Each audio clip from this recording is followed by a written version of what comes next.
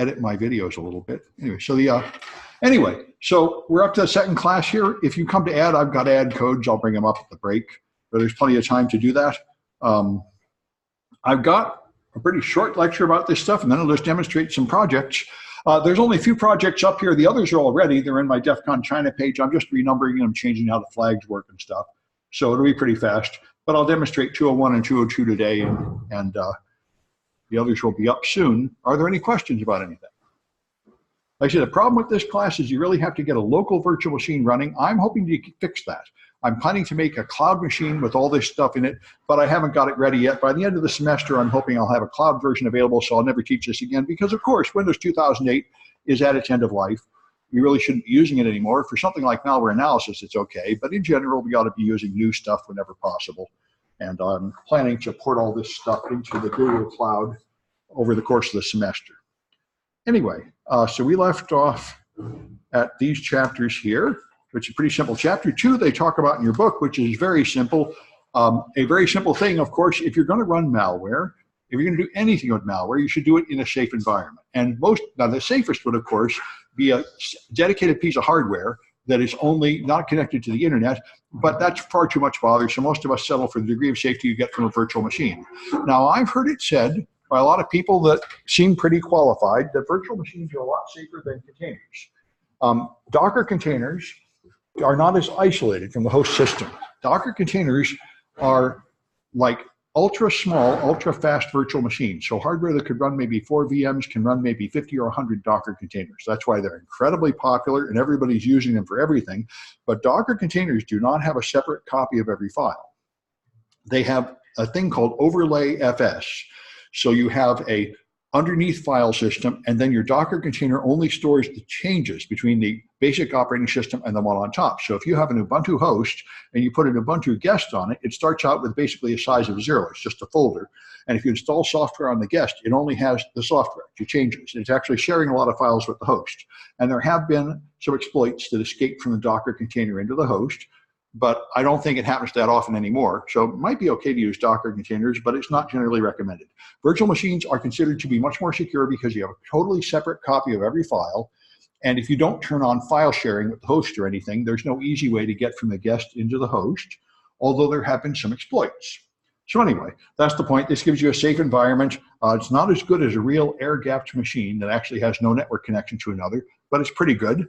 So if you use a real machine, of course, it's not only, it's more perfect of an environment, but it's harder to recreate every time you get it infected and you want to go back to a clean state. Of course, some malware is VM aware. It's very easy to detect here in a virtual machine. You can tell from the name of the network card, registry keys, and so on.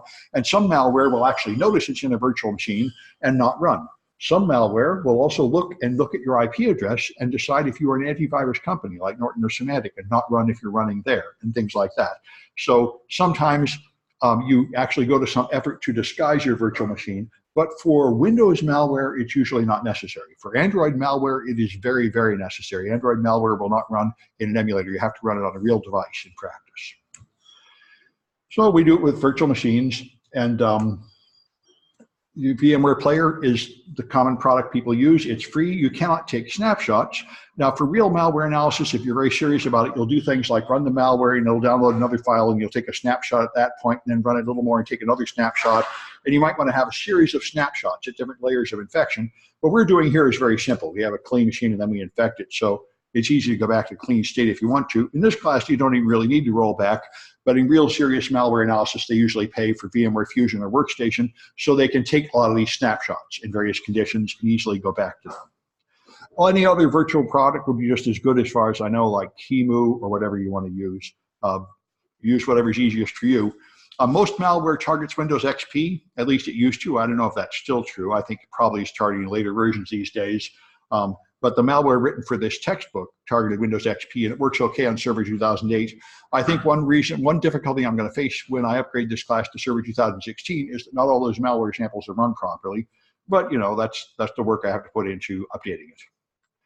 All right, so you can disable networking in VMware if you want to by disabling this virtual adapter, or you can make host-only networking if you want, so it can't get to the real internet, or you can just let it talk to the real internet, and then your malware can really phone home and really be a bot for a while. And American companies typically accept that risk, but technically it's sort of a sleazy, dirty thing to do. Now you're going to appear on a blacklist of infected machines or something. Most people just do it and don't care, because what matters if there's one more bot for a while. But if you wanted to be professional, you would not connect your infected machine to the real internet. You connect it to a software simulation of the internet so that it can connect, and you can see it's trying to connect, but it can't really reach the server and be used for a crime or something. So that's the game. If you use NAT mode, your VMs can see each other and the internet, but it protects the local area network from you. This is a good idea. You won't be able to infect other machines in the coffee house you're working in or something. All right. So snapshots, of course, you can take a snapshot in the clean state, launch the malware, then take another snapshot, and then after you decide you don't like it, you can revert back to your previous clean condition, and that's a good thing to do. It's handy. All right. So VMware, the risk is that your malware might not run correctly. VMware might not work well enough to simulate whatever functionality they're trying to use. Like some malware requires a Bluetooth connection to do something. Or I know Android malware often wants to make a real phone call or SMS, and your emulators typically don't support it. So that's an issue. And in principle, it might spread. None of the textbook samples spread, so we don't need to worry about that. All right. Anyway, so once you've decided what kind of environment you're going to work in, then you can do basic dynamic analysis, where we did basic static analysis last time, where you just look at a file with things like PEID and PEView to see what it has, or you look at the strings or bin text, which is extremely informative. But now you're going to go beyond that. You want to actually run the malware and see what it does. The reason why you have to do this is because you cannot figure everything out with static analysis. For example, they might have obfuscated the strings by just writing a packer of some sort which scrambles them, or packed it with a packer. They might have made it so the strings are not visible. It's pretty easy to do. And then strings is not going to work. And once you have done static analysis and you cannot move any further with that, then dynamic analysis is the next easiest thing to do.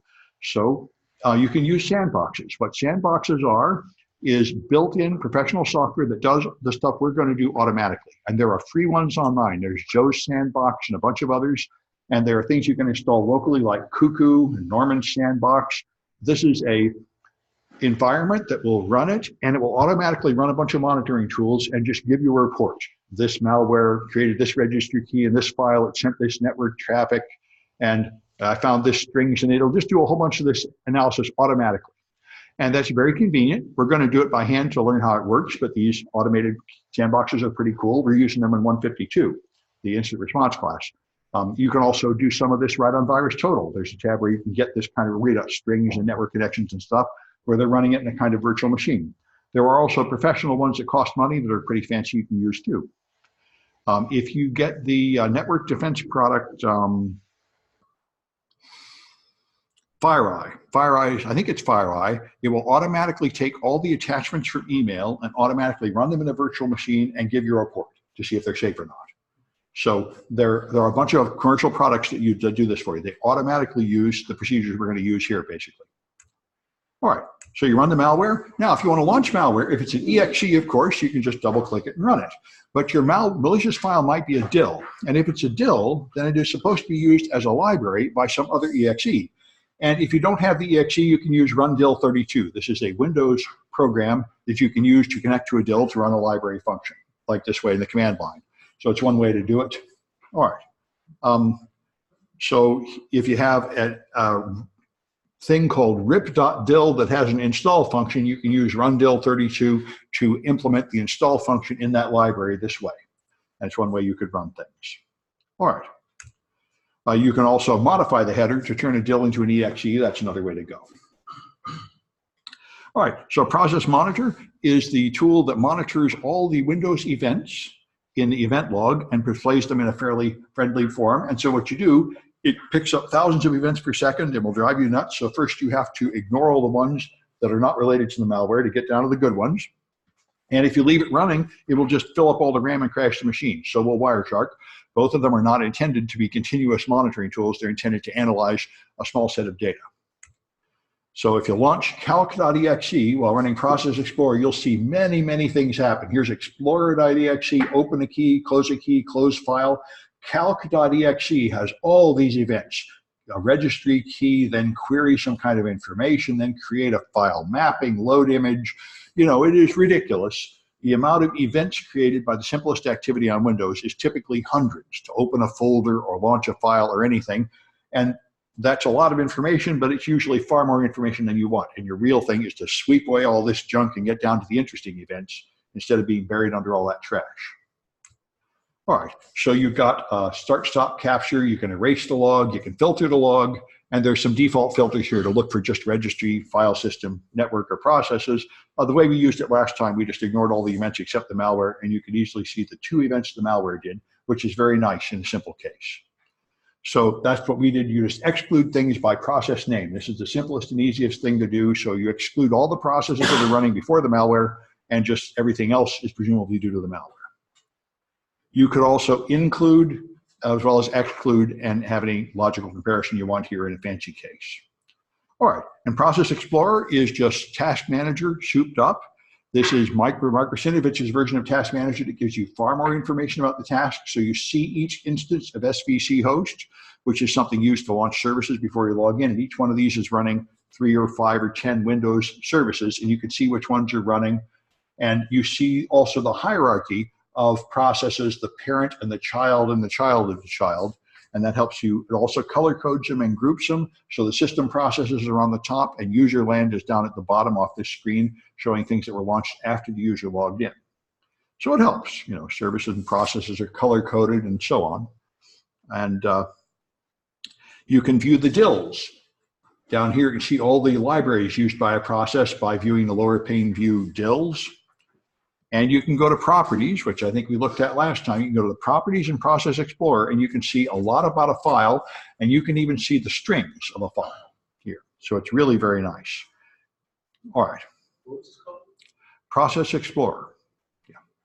2 pros, Process Monitor and Process Explorer. All right. And you can view strings. And you can see the strings in image, on disk, or in memory. For a normal program, they are both the same. For a malware that's done process replacement, they will be different. All right.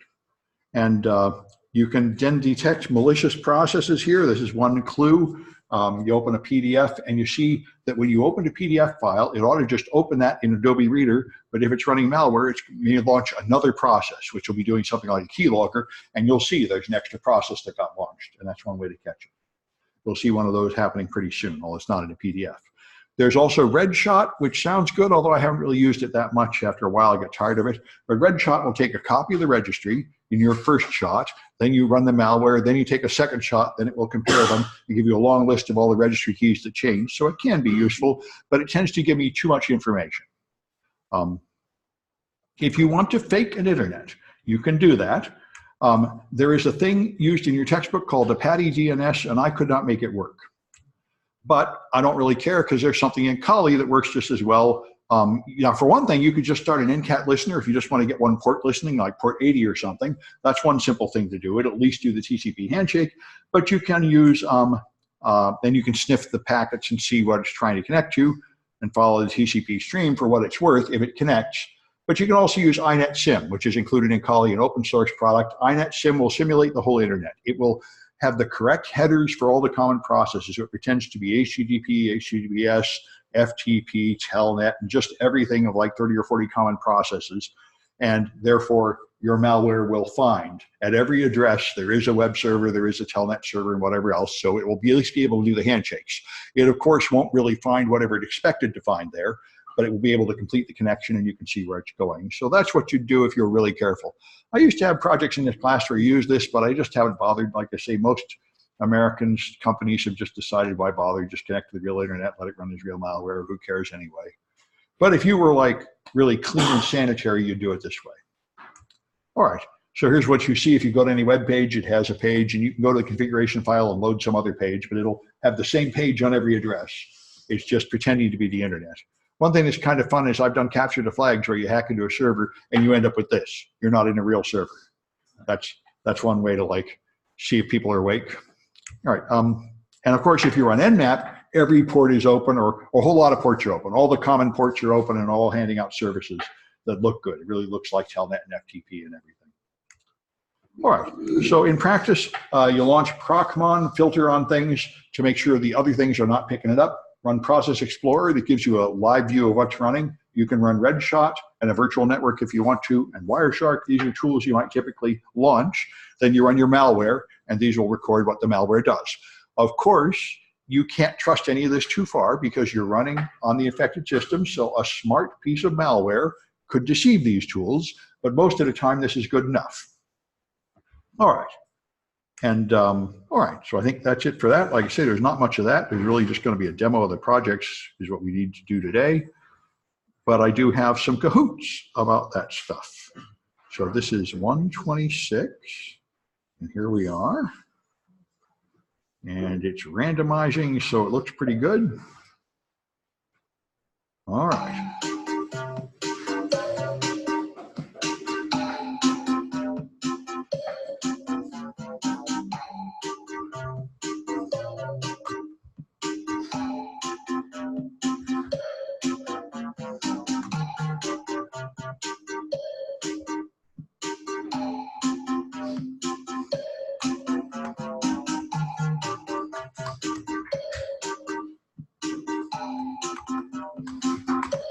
All right.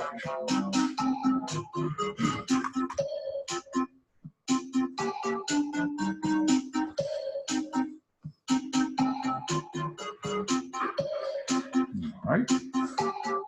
I can't read this. Can't read what?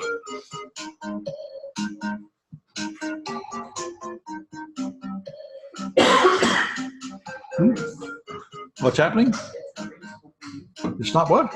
It's not reachable. I can't reach it. Oh, maybe you're not on the Wi-Fi. Did you join the guest network? You're on the Wi-Fi. Anybody else get on? Is Kahoot down or something? You're on? Huh.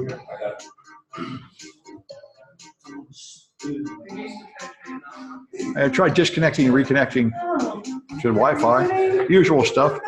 Did you turn it off and on again? I know.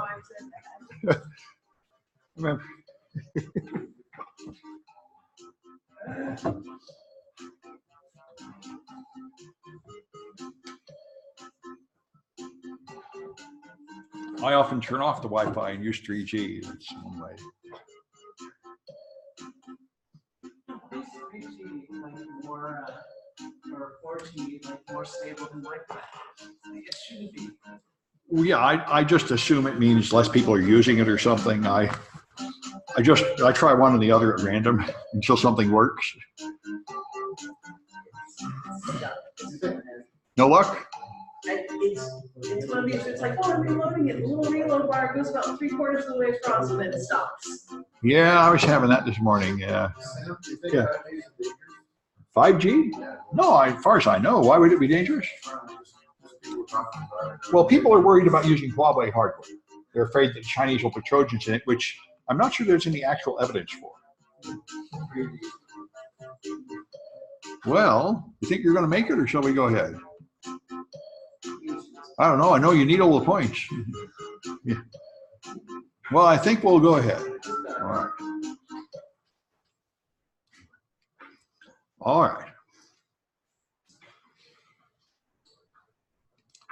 So which method makes your malware smaller?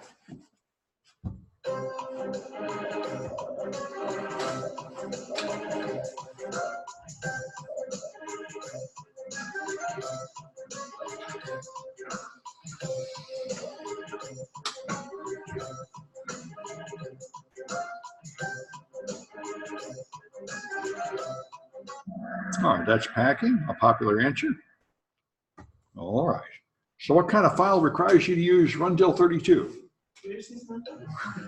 What's that? Seriously? Well, I didn't say they were hard questions. It's going to rate you down to the millisecond.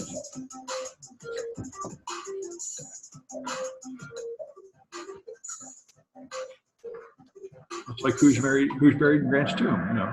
So Dills, of course, right? So, all right. So which tool records thousands of events per second?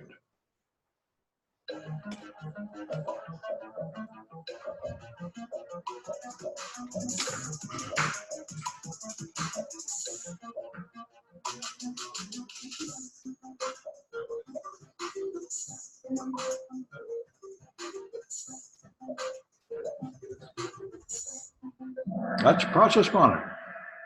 All right. And which one shows individual Ethernet frames?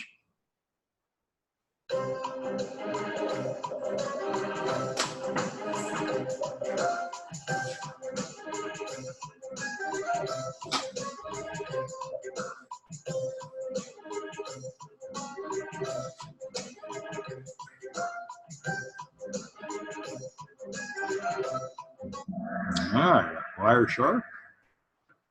Not everyone got that right, but this is quite a name. Right here. Oh, I know. Right. So, which one lets you analyze botnet malware without connecting the real CNC server?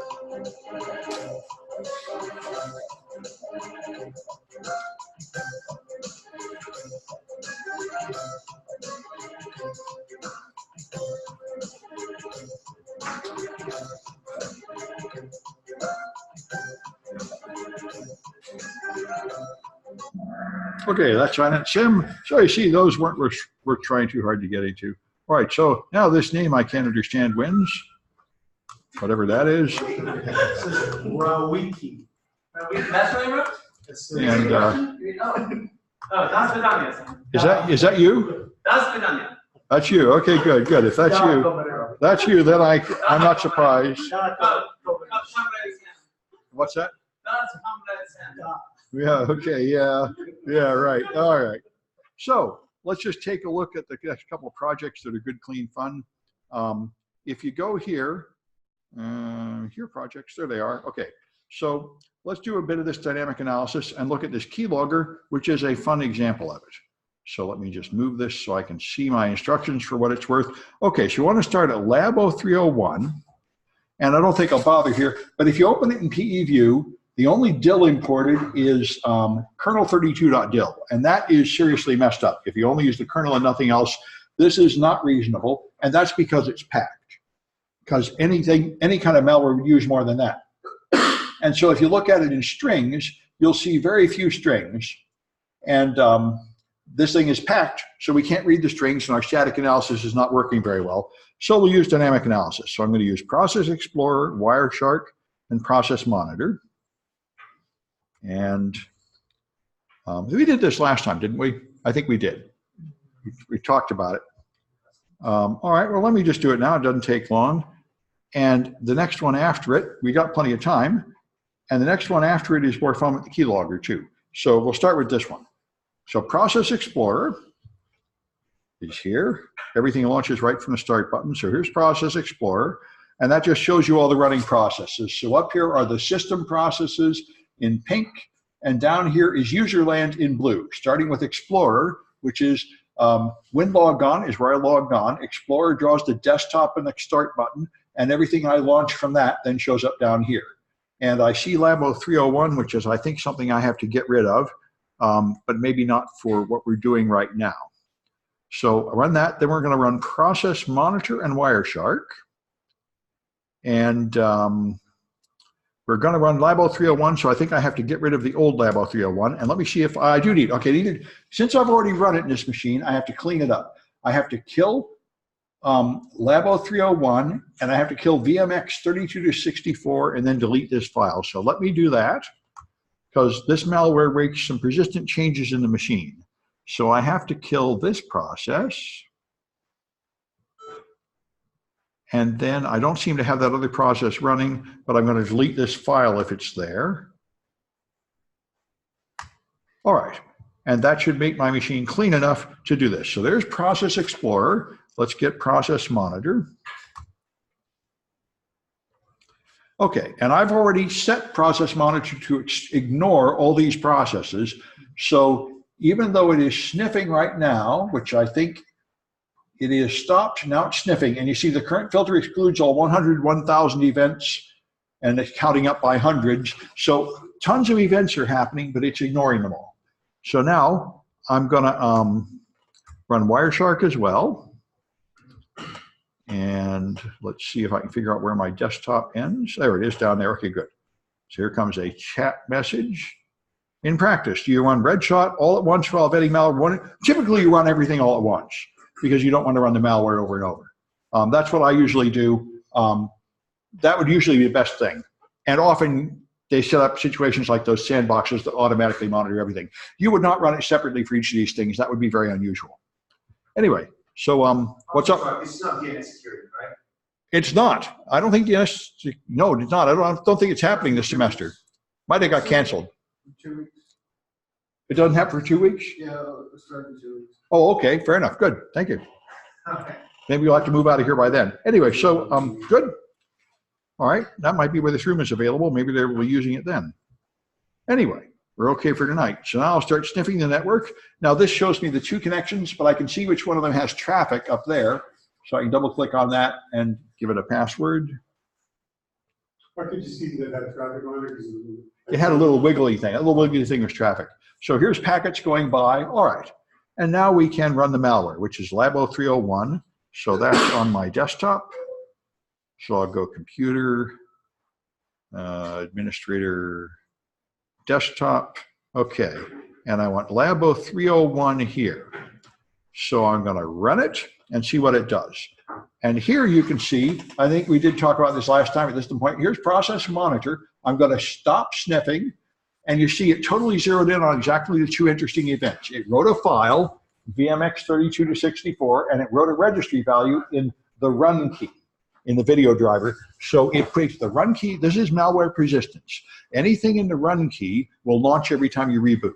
There's also a run once key, and there's a whole bunch of ways. This is one of the more common ways to make persistence. So it put something in there, it called it a video driver, and it created a file called VMX32 to 64 to make it look like some kind of 32-bit video driver, which it is not. But they made it look innocent, and they made it so it automatically launches, so that will keep the malware on the machine. And let me go back to my instructions and see what else we want to see about this thing. We can view the DLLs in it in Process Explorer and see what it's doing. So if we go to Process Explorer here, then we can see the running process here, Labo 301. And if I right-click on that and go to Properties, we can see the strings in it here. And we can look at the image here and the memory there and see that in this case, they're the same. So it has not replaced the contents with anything different. So that's one thing to know.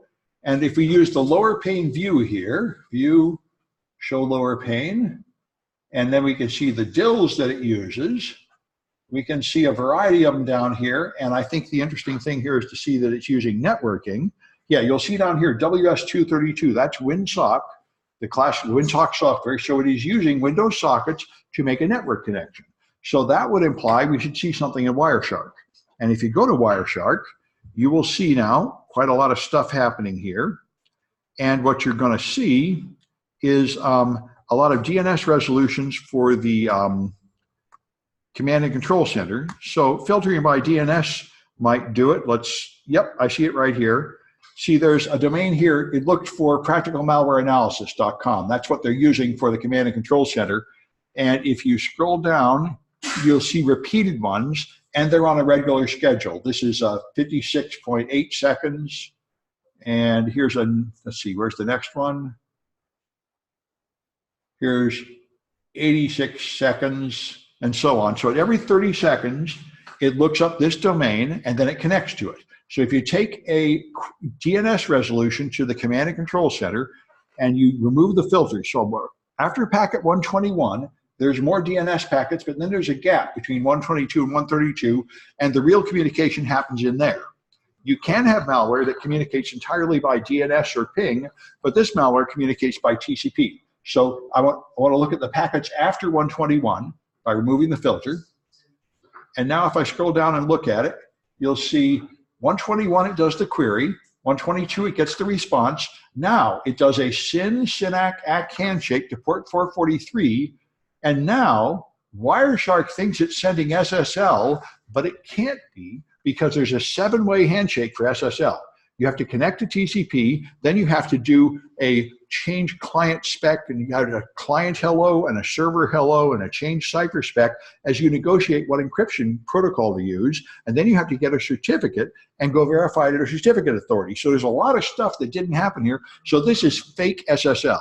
It's on port 443, and it tries to look like SSL, so your firewall will let it through, but it's not real SSL. Yeah. No, yeah, TLS is the same thing, yeah. TLSSL is just the old name for TLS. But in either case, you would have to get a key and have encryption going on, which you don't. And if you look at this packet, you can see what it thinks is secure socket layer here, and it just is random junk. And if you want to see it in an easy way, you can right-click it and follow the TCP stream.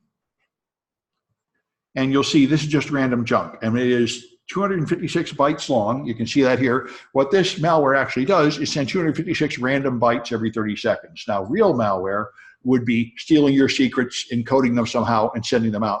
But this just simulates that. And all right, anyway, that's the beaconing of this malware. And I think that's all we want to do on that one. And there's a couple of flags you can find, and there's some saved PCAPs where you can find the beacons. So that's one simple case of dynamic analysis. And the more fun one is the keylogger. So we're going to get Process Explorer, and Process Explorer is the only thing we need for this one. So let me get rid of Wireshark.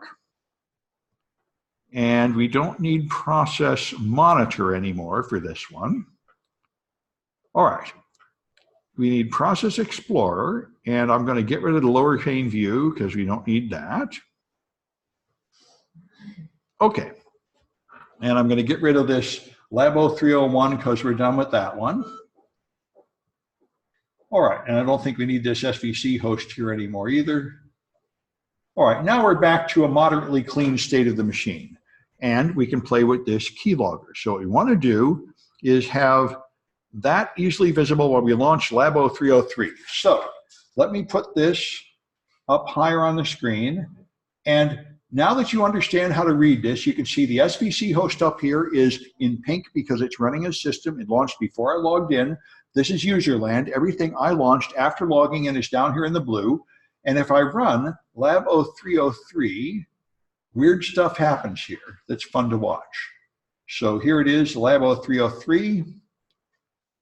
And watch down Process Explorer, Process Monitor while this happens. This is Process Explorer, right? So I launch it, it turns green, then it turns red, and it leaves this behind. So that is launching when it's green because it's new. Then it kills the thing I launched, and it launches another process here as a child process. Then it kills the parent and leaves the child alive. That is not normal. Normally, if a parent dies, their children die with it. And this is SVC host down here in user land, and that doesn't belong here. That only belongs up there in kernel land. So this is a weird process in the wrong place and probably doing something evil. And it is doing something evil. In particular, it's a keylogger running, capturing all your keystrokes, and putting them in this file here. And I'm going to delete the file so you can watch it come back. So in the same folder where you launched it from, it's recording all the keystrokes. So if I launch something like a notepad here, and then I type in secret stuff,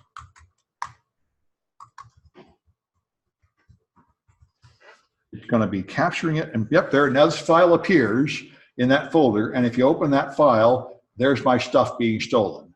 Secret stuff, more secret stuff. And it has these extra characteristic things like enter and tell you what window you're in. That's one way you can notice keylogger captured data. It will have up and down. It has to capture the funny keys somehow, and usually with this bracket notation, which is how you can tell from other files. So this is a keylogger running and stealing my keystrokes, and you can watch it go. And this is the one that uses process replacement, SVC host. That SVC host did not launch from a file on the disk named SVC host. It's named SVC host, but it's not really SVC host, and you can see the process replacement. If you go into the properties here and look at the strings here look kind of screwy. They don't have the usual stuff, and that is the strings in the image on the hard drive. And here's the image in memory. That has the stuff of a real running file. Remember, running files always have to start with this program cannot be run in DOS mode. This is a real exe file in memory with a bunch of Windows API call, including these hook calls. Hook calls are how simple userland keyloggers work, because hooks are used to intercept API calls and make them go somewhere else. And that's how a special keyboard would work. If I got some fancy keyboard like Bluetooth, it would add some special software from the manufacturer, and it would grab key presses and send them over here, or some kind of special input device. And that's what they use to grab the keylogger. So this is the actual keylogger software, but the image on the hard drive is not. And this works by process replacements. It launches a process, and then it replaced the process with something else in RAM, and it continued to run. This is how you often sneak things past antivirus too. You put the malware in data, and the actual runnable part of it is innocent. The runnable part just takes the data and copies it to RAM and then executes it there, and your antivirus will typically not understand it because it did not enter as executable code, and it didn't expect to find executable instructions in there. So that's process replacement that you can see in this one. And all right. And there's the keylogger running and so on. And I made another one with a keylogger that you have to find with dynamic analysis, so you have something to do there. All right. And that's all I wanted to show you, I think. So we're up to here. And I think we do have a class in this one next week. Yeah, so next week we'll start doing disassembly and then debugging. And I'll have a bunch more projects up by then. I just need to renumber them and move them over. Are there any questions about anything? Well, that's enough for one day. I'll hang around if anybody wants to work. I'm going to go, if you're going to work for this class, you should be doing it up in 214. I'll go up there because these virtual machines, you're better off running them up there than you are down here. All right. And we'll meet here next week if we can. I'll try to run in 37. If some